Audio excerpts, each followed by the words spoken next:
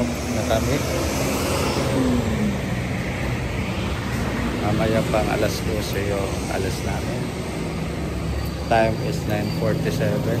So ito muna kami sa kape at saka tinapay sa big shop.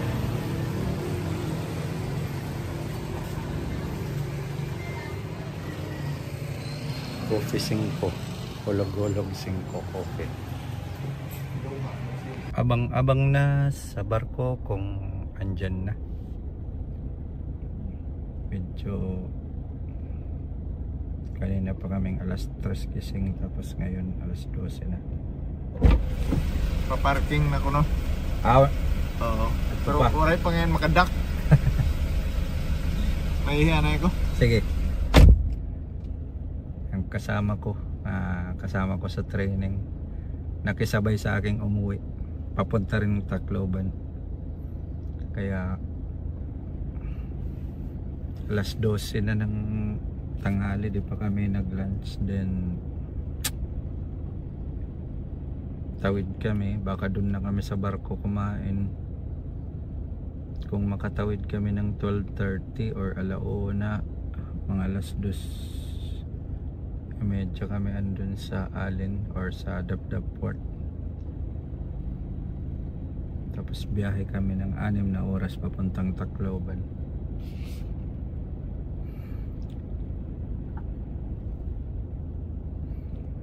Kakalungkot pa rin, hindi ko mawala sa isipan yung mga puppies ko na namatay lahat.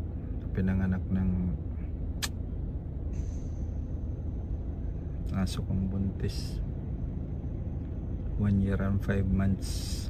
Tapos unang pagbuntis lahat 6 na puppies. Sabi ng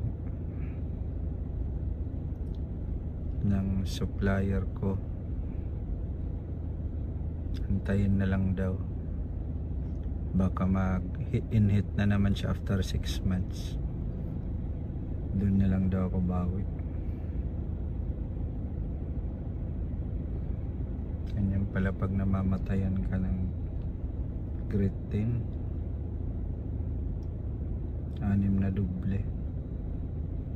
Ganon din sigurong na feel ni Ma'am Carclea nang mamatay yung aso niyang si George, isa ring Great Dane.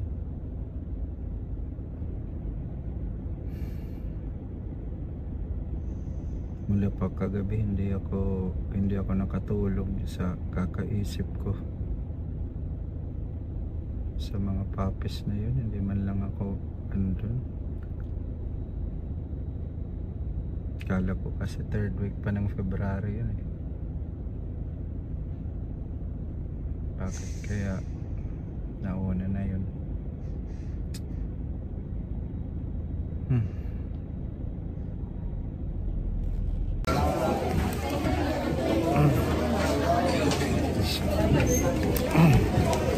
Nasa Katbalugan na po kami.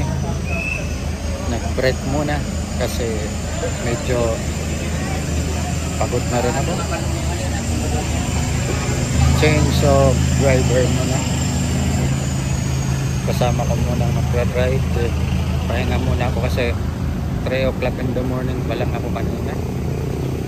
Straight ng driving hanggang sa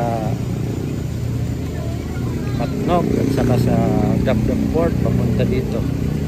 So almost more than 12 hours na. So dito kami nag-break sa McDo. Tapos papagas muna kami sa Shell.